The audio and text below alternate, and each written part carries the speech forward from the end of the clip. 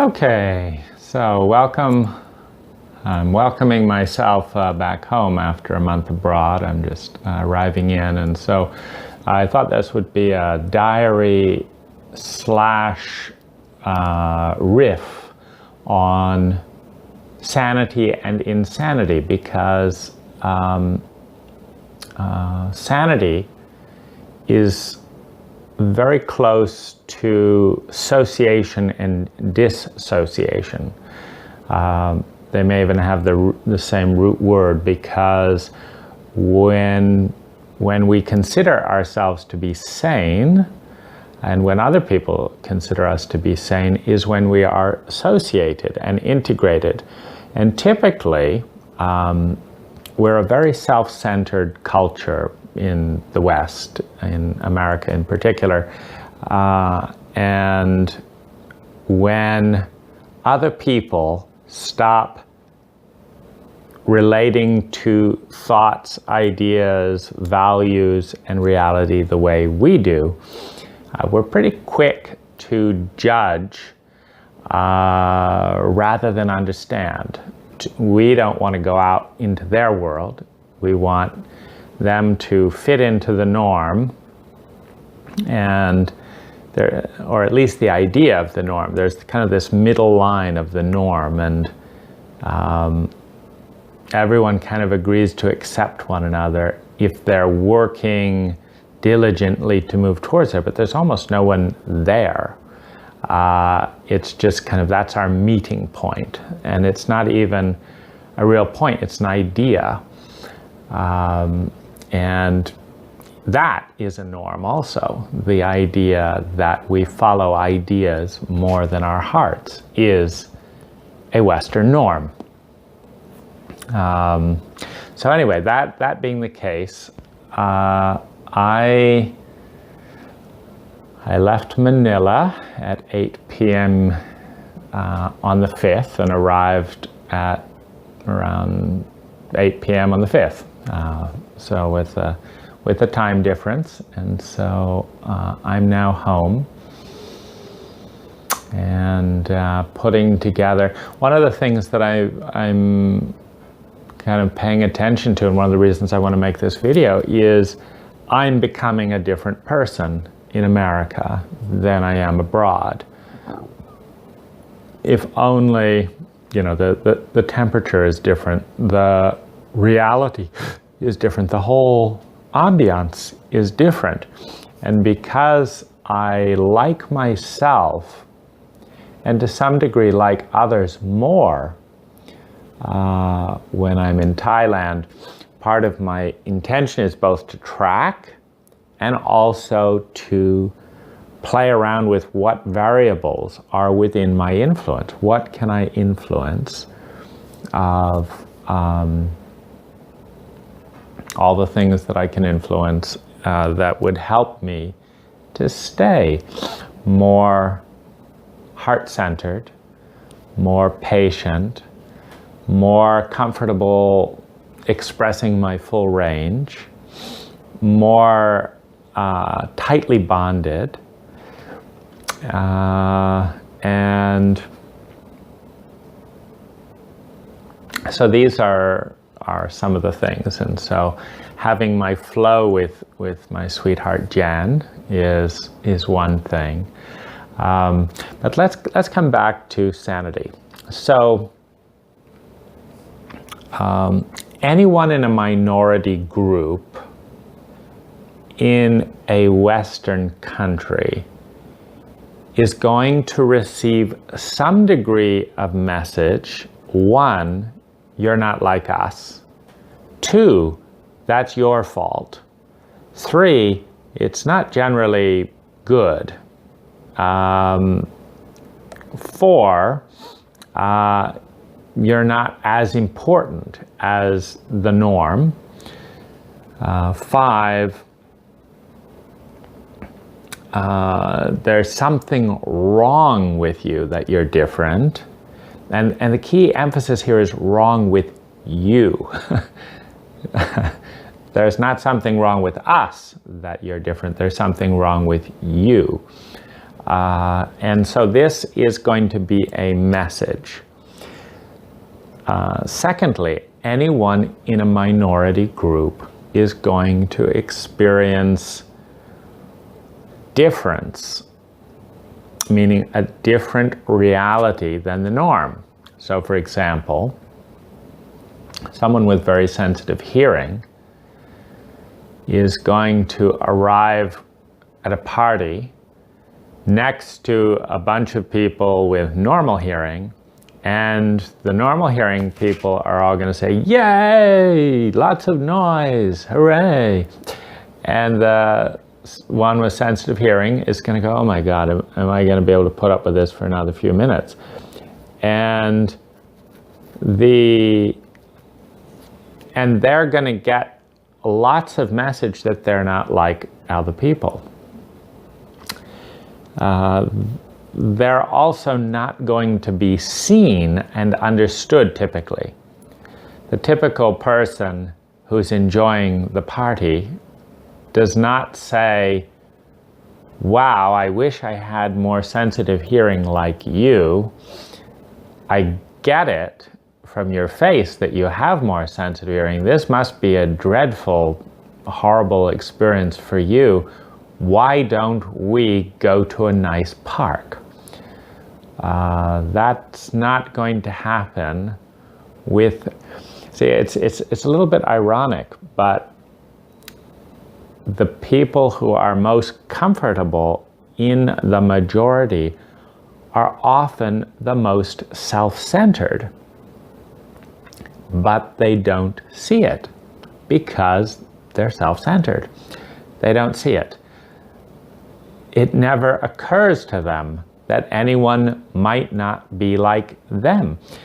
And because the majority around them is affirming that people are like them, they don't even know what they don't know. They don't know that they don't know anything. As a result, it's easier to project that everyone's like me, therefore I would like this, I do like this, so you should like this, so let's do this. And in that habit, and that being rewarded a majority of the time, when the majority is behaving like the majority, it is rewarded a majority of the time. So, yeah, let's grab a few beers. Yeah, great, good idea. So the majority of the time, that's rewarded a majority of the time. And then someone who has a sensitive palate or wants to write a book or wants to, how about going to a mountaintop and meditating? 3 beers, stupor, dinny noise, people, strangers, manufactured environment with grease in the air, da-da-da. Meditating on a mountaintop, which is more normal, which is more enjoyable. And so what happens is a lot of people get angry at minorities because they're ruining our flow. When we have our flow, we're like addicts, we all have different pain, and flow is one of the most powerful medicines of pain. Like, let's do that, yes, and you go and do it, whatever it is, jumping up and down on concrete, whatever it is that your brain has bought into this thing, that this is a great thing to do, and you're going to go do it. So off you go, jumping up and down, and or doing your whatever it is, and so there you go.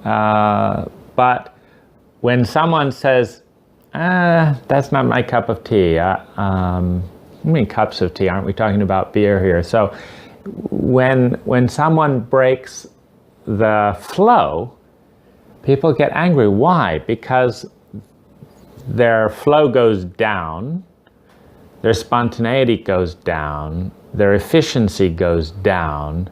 They don't comprehend you, and on some level they get it, and they don't want to comprehend you, so they're annoyed because they have to. Otherwise they don't understand this anomalous data, and they don't want to. So what's the easiest thing to do? It's just to push it all away. Well, how do you push all that data away? You just get rid of that person. You just off you go.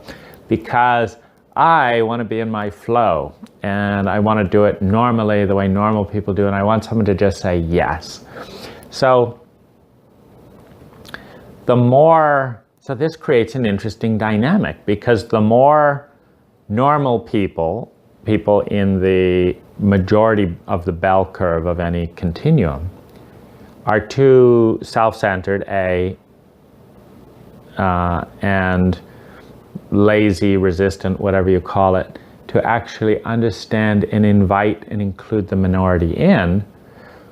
Well, the more ignorant they remain about their self-centeredness, and the ignorant they remain of their ignorance, but also the more dissociated the minorities become. This is a minority in any group. The girl who doesn't want to have sex, the person who doesn't want to drink, the person who doesn't want to take drugs, the person that doesn't like loud music, the person who doesn't like to gossip, the person who doesn't want to be macho, the person who doesn't want to play sports, the person who's more interested in music or in art than in math, the person who's more interested in a nature documentary than an action movie, the person who's more interested in slow organic cooking than a hamburger, the vegan, the person who is more emotional than others and cares more about an animal, about a child, about a homeless person. No one wants to stop the car and find out what's going on with that homeless person, except someone who might be 2 to 3 times more sensitive and affected by seeing someone else looking lonely, looking sad, and needing help. For everyone else, let's just put that person out of mind so we can continue driving to our event that's stimulating in a way that will let us flow and tune out all the pain that's there. All the pain, which includes the fact that we have a culture that we have homeless people. Let's just get rid of all that and go, and let's move forward. I would say that's the most popular phrase of people. Let's move forward, i.e., let's not be patient. Let's not learn. Let's not feel. Let's not see what's going on. Let's move forward. Well, what does this do? Well, with someone who is already a minority, it dissociates them even further, because let's say that the first time you say, oh, this is painful, the person in the majority says, oh, tell me about that. It's like, I don't understand how you stand these parties. I mean, I'm actually feeling like I'm going to get a headache in less than 10 minutes. My eyes can't keep track of these people, and then lights are adding into that. And I don't want any of this. I don't understand why you want that. Well, I get a sense of losing myself here. The attention isn't on me. Why is that? What's that about? What don't you want people to see when the attention is on you? I don't know, but it doesn't feel comfortable. And I like this social pact we've all made that no one's going to look at one another. Well, see, for me, that feels really lonely. I don't understand. I've been so dissociated so much of my life that that's the last thing I want. I want it, you know, I'm looking for that one person who's actually willing to see. And it sounds like you've come here because there's an attraction not to be seen. Yeah. How did that happen? How did that happen for you? So in this case, the person who can easily disappear into their majority bubble is actually meeting the minority halfway. Not fully. Maybe they're talking about this in the parking lot of the party that's so annoying. So, you know, so annoying to the one and so attractive to the other. But what happens is association happens, integration happens, connection and understanding grows in that dialogue, in that conversation that's at the edge of the environment. And what happens typically is, oh, you're a stick in the mud, which is a great strategy for Mr. Normal, because Mr. Normal says, oh, stick in the muds are bad, so I don't have to listen to stick in the muds. So let's first translate data into judgment. Then let's discount the judgment. Anyone who's a stick in the mud is, we don't want to deal with them. Then let's tune them out happily, because everyone knows we don't deal with stick in the mud. So hooray, so I go from doing the wrong thing, i.e. I'm abandoning my friend, I don't know what they're needing, thinking, feeling, whatever. Now I'm doing the right thing, because I'm not putting up with stick in the muds, and we all know that that's a bad idea, or at least you all, the majority know. You all know that being a stick in the mud, oh gosh, yeah, my girlfriend didn't want to come to the party either, and I just came, and we're not going to let those stick in the muds bring us down. And so let's get some validation, and then let's move on, let's move forward, so that we don't have to think and feel about what we've just done or pay close attention to it. And then we all had a good time, which means that you didn't have a good time. You were crying in the car, you were miserable, you were lonely, you didn't feel welcome to come in the party. Well, that just proves it. You should have been in the party, because we had a good time doing what we liked. And I definitely don't want to be made to feel bad by you. You're a horrible person. I'm not going to invite you to any more parties. I'm not going to tell you the truth about what I think and feel, but you're just not going to get any invite. So you're going to be marginalized further, and then you're not going to be told why you're marginalized. And so you're going to get less connecting data points than the people in the majority. And what I'm getting at is that sanity is simply, let's start with insanity. Sanity is when things integrate. I know why you did that. I know why I did this.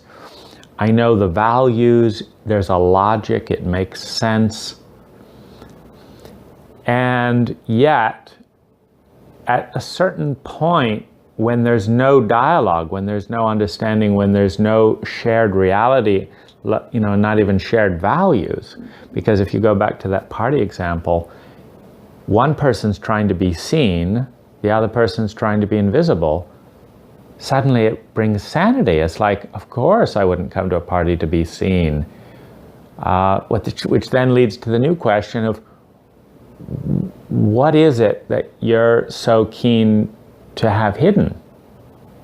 Maybe it's the pain maybe it's the same pain that I'm so keen to have seen. Well, why do you want to hide it? Well, I remember my mother, masterful dissociator and denier of reality on some level.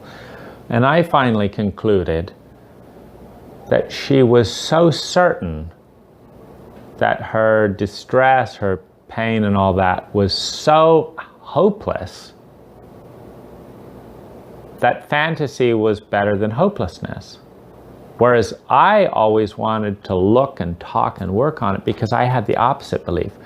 I said this could be cleared up in a few days if you would just look at it. Kind of like a house. You know, one person walks in and says, this is never going to be clean. I don't want to come into my house. Or when I do, I want to wear a blindfold. And another person says, no, I think 2 people in 10 hours and we've got this done. And then we can enjoy the house.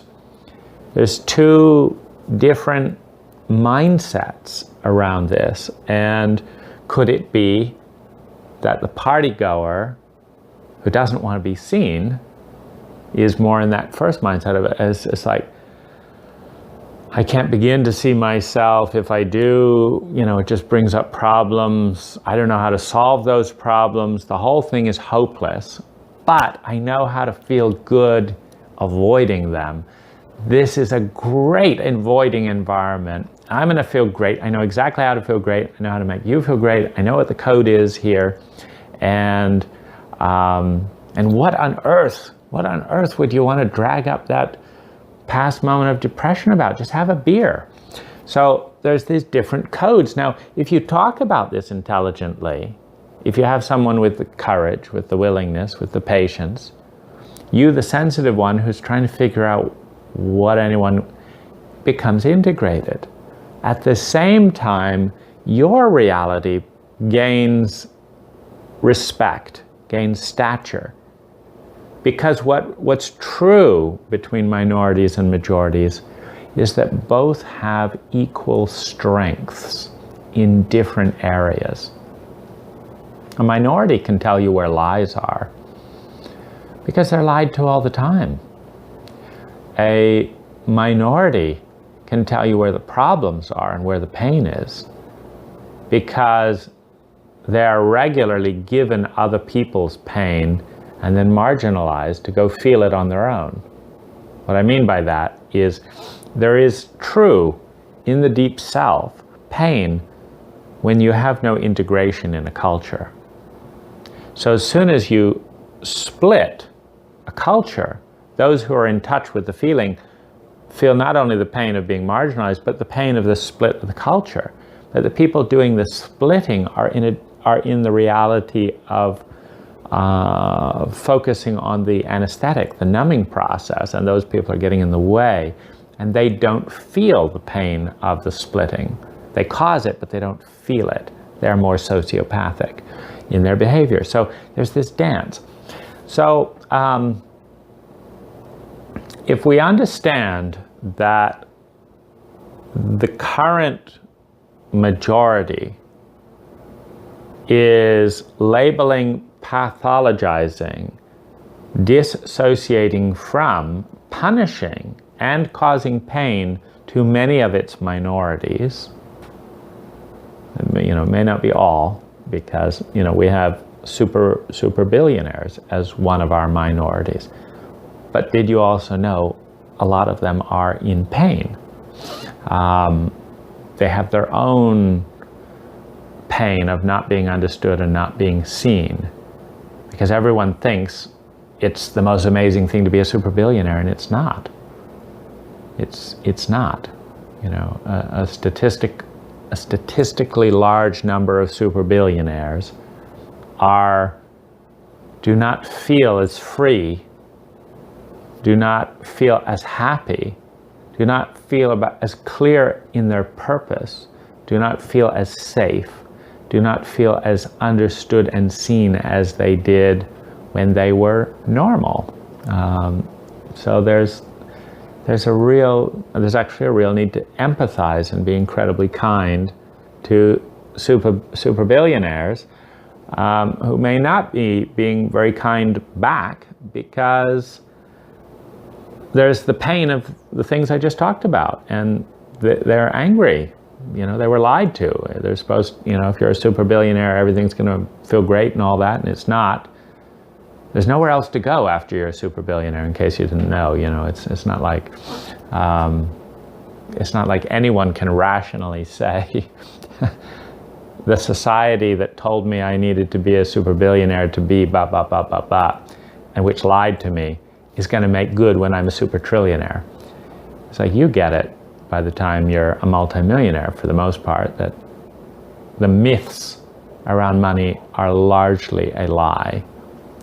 So then you've got that to deal with, and you're alone in dealing with that because everyone else wants to believe in it, because the whole thing that makes the culture run along is making all that money so you can make more money, so you can make more money, and helping kids grow up so they can make more money and do this. And you've helped those kids if you've taught them how to make money, and you know, just shut your feelings down. Just, oh good, you got a raise. Ooh, you know, you're CEO of this company, shut your feelings down, just make some more money. And let's not talk about the feelings, because we just don't like to do that, because that's not normal. So this creates a certain amount of insanity, because the stuff that is affecting our well-being is not being talked about proportional to its impact.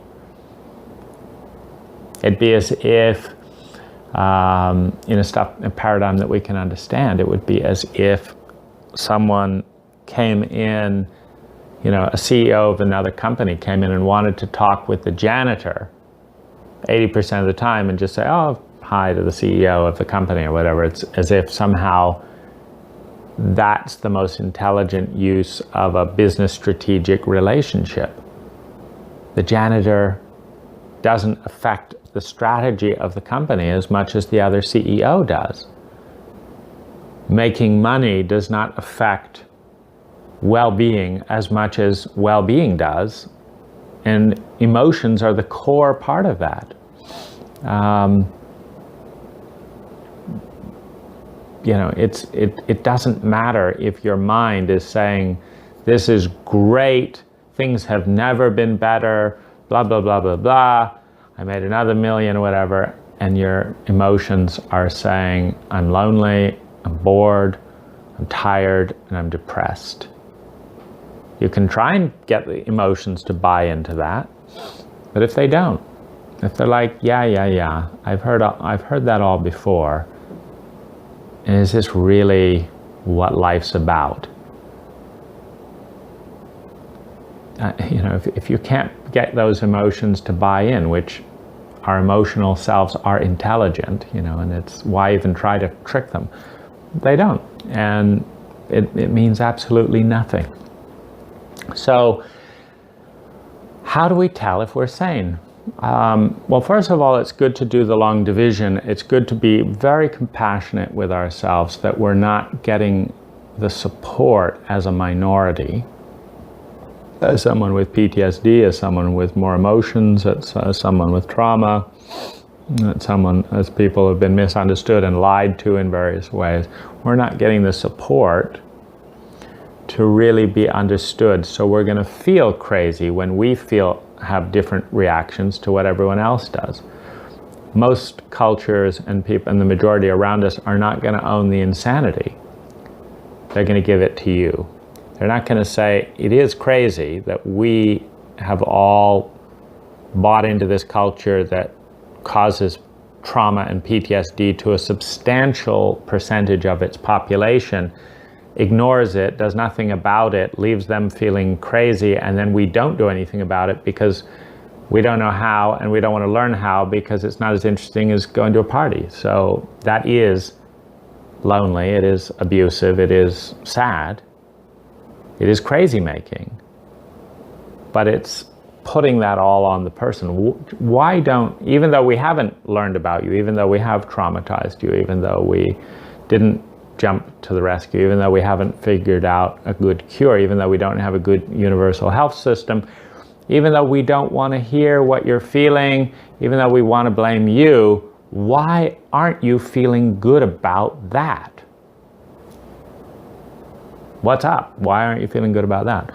Well, that doesn't feel good. That feels disappointing, betraying, disgusting, sad, crazy. And it's crazy making when you don't even want to talk about it. Well, I don't want to talk about that. Well, at least there's an honesty when but that conversation doesn't happen a lot of the time. It's a silent shift. Because if we can just get all the minorities to feel that it's their fault, and that they're bad, and that they're shamed, and that they should be ashamed, and they should be embarrassed. They should be embarrassed for having a depressing feeling at a party and having the audacity to mention it. They should be embarrassed. So let's shame them. Let's shame them rather than understand and love them. And when we do this, it's easy to feel crazy because we're holding the craziness of the culture and our own lack of regulated emotions. Like, we're a very unemotionally regulated country. We're not very well attuned in a musical way with emotions and with responsiveness and empathy a lot of the time. That's a reality. So we feel disconnected and disjointed. That's a reality. When that gets to a certain point, we feel crazy. That's a reality. We're dissociated from ourselves, from one another. The minority, in many cases, understands this, sees this, and knows this the most, which in some areas means that they're much more sane. But because the message that they get, they will feel less sane. A couple other things. If you can follow and track all of this and it makes sense, pretty sane. You've got good tracking ability. It's not very sane if you take all this and abuse yourself, except if you've got such crappy people in your life that you know they're going to punish you, and it's going to be disappointing and shocking when they do. If you punish yourself first by criticizing yourself and all that, then you don't have the upset of them punishing you as well and shocking and disappointing you, and they're going to just agree with you, so you don't have any conflict. They're going to agree with you what a shit you are, and so it's a step up if you've got that kind of a crappy person in your life. I just really, really hope for you that you can get rid of those crappy people. It's really a crappy culture that rewards people for being crappy, and so we got to look at this cultural design. If you can get rid of that and get people who say, no, that was the sane thing you said there, and actually advocate and help you understand who you are. That's a little bit why I'm making this video. I watch people being loaded up with the culture's crap all the time in a minority position. And it's not theirs to own. Give it back. See the absurdity and the brutality and the insanity of a culture, and let yourself just be you. A minority who is ignored, who's not getting enough support, etc., as would be optimal, and know that that's hurting the majority as well as you. Thanks for listening. I'm getting tired with my jet lag. Bye.